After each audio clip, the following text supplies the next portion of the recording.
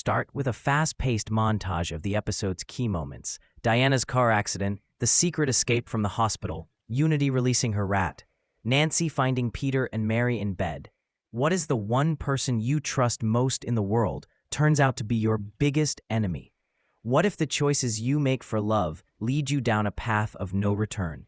And what if a quiet night at home reveals a betrayal so shocking it could tear a family apart forever? Get ready, because in this episode, the Mitford sisters' lives are about to spiral out of control in ways you won't believe. Stick around, because the twist in the final minutes is an absolute game-changer you won't want to miss.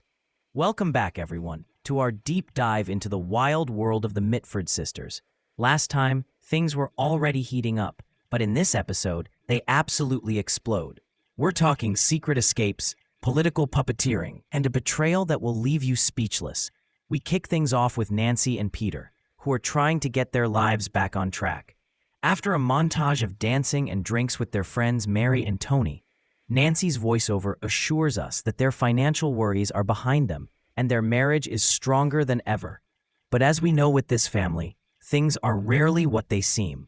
Meanwhile, the consequences of Diana's recent car accident are still lingering. She's in the hospital, and Mitford and Tom are there to visit. Ruv breaks the news to Diana that Unity has moved into the fortress, but she's not happy about it. And why should she be?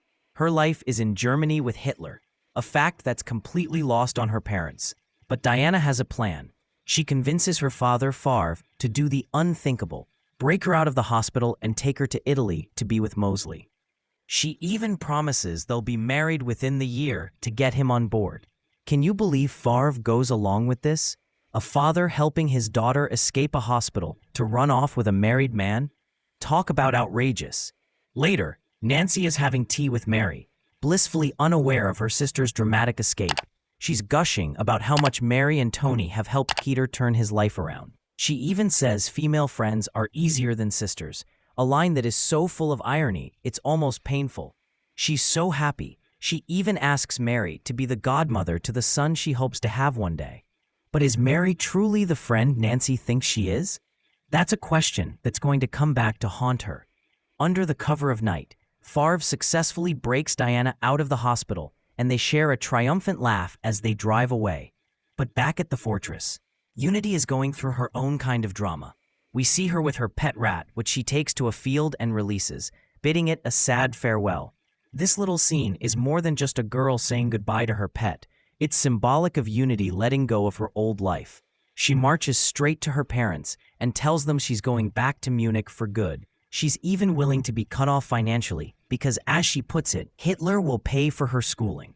She tells them that her friendship with him is the most important thing on earth, and she wants them to meet him. Left alone, Mauve and Favre wonder how their daughters became so strange. Up in her room, Unity finds Jessica at the piano. Jessica hates everything Unity stands for, but in a surprisingly tender moment, Unity tells her she still loves her. Jessica responds by playing a song and singing their old pet name for each other. Tears streaming down her face. Cut to a gorgeous shot of the Bay of Naples, where Diana is recovering in bed with Mosley. She tells him the accident has made her want to marry him and start a family. But Mosley, ever the pragmatist, is worried about the press and the scandal. He points out that even a secret wedding would require marriage bans to be posted, which the press could easily find.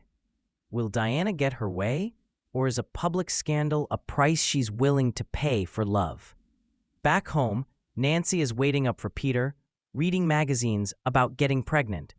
Peter arrives and tells her he's leaving for a few days for work. When she tries to initiate a little romance, he brushes her off, claiming he's too tired. Red flag, anyone?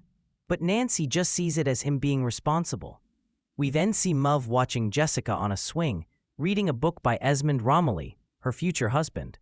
Mauve reveals to Nancy that Jessica has been saving a running away fund, and she's worried Jessica will follow in Unity's footsteps, but for very different reasons.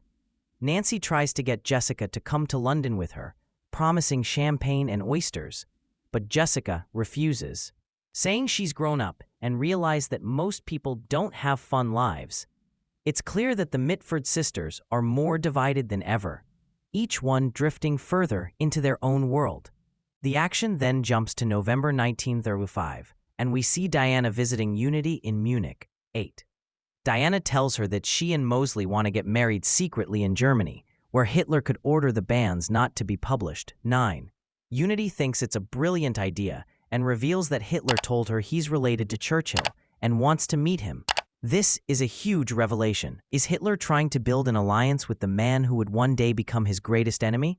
In London, Nancy is with Joss, who is reading a newspaper article about anti-Semitic attacks promoted by fascists. Joss explains that Mosley is denying any wrongdoing, blaming it on a few bad actors. He suggests they speak up by protesting and campaigning against the fascists, and Nancy pledges her support. 10. So here we have Nancy standing against everything her sister Diana and Unity are fighting for. The family divide just keeps getting wider and wider, doesn't it? Then we have a somber moment in January 1936, with the announcement of the death of King George V. 11. Favre and Mauve are heartbroken, but life and drama goes on. A man named McKinnon shows up, and Nancy suspects he's a debt collector. Pamela reveals to Nancy that Diana had another abortion and that Diana praised Nancy for being there for her last time. It seems Diana has a strange way of pushing people away, only to pull them back in when she needs them. The family is so short on cash, they end up renting out their home to McKinnon. 12. This is a massive blow to the family's pride. Flash forward to July 1936. Pamela is congratulating Diana on her upcoming wedding, which is still a secret. Just then, Winston Churchill arrives. Diana tries to get him to meet Hitler, but he emphatically refuses and cautions her against siding with the Nazis. Pamela is disgusted by Diana's brazen political puppeteering. This scene shows just how deep Diana has gone into the fascist movement. But the political drama isn't just with Diana. Jessica and Nancy are watching a newsreel about the Spanish Civil War. 13. Jessica is excited by the news that people are fighting the fascists, and she reveals that her friend Esmond has already enlisted to fight in Spain. 14. Nancy, with a mother's instinct, forbids her from following him. 15. But Jessica's wide-eyed, innocent question, "How could I get to Spain?" is a clear sign that she's already made up her mind, and she's not wasting any time. Back at the family flat, she finds the address for Esmond's publisher and starts writing a letter. This brings us to the shocking climax of the episode. Unity, dressed to the nines, rushes to Hitler's private residence for a dinner invitation. 16. She's ecstatic, wondering if she'll be dining with him alone. Her obsession is at an all-time high. But the biggest jaw-dropping moment is happening with Nancy. She gets home, and what does she find? Peter, in their bed, with Mary, her friend. The very friend she wanted to be the godmother to her future son. The betrayal is so intense, it's almost unbelievable. Nancy, in a moment of pure shock and defiance, takes his wallet, goes to a restaurant, and buys a bottle of champagne and a dozen oysters, determined to have some fun, no matter how outrageous it seems. 17. What will she do now? How will this betrayal change her life forever? This episode is all about how family ties can be strained, twisted, and sometimes completely broken. The Mitford sisters are on wildly different paths, and the political and personal stakes have never been higher. What do you think will happen next? Let me know in the comments below.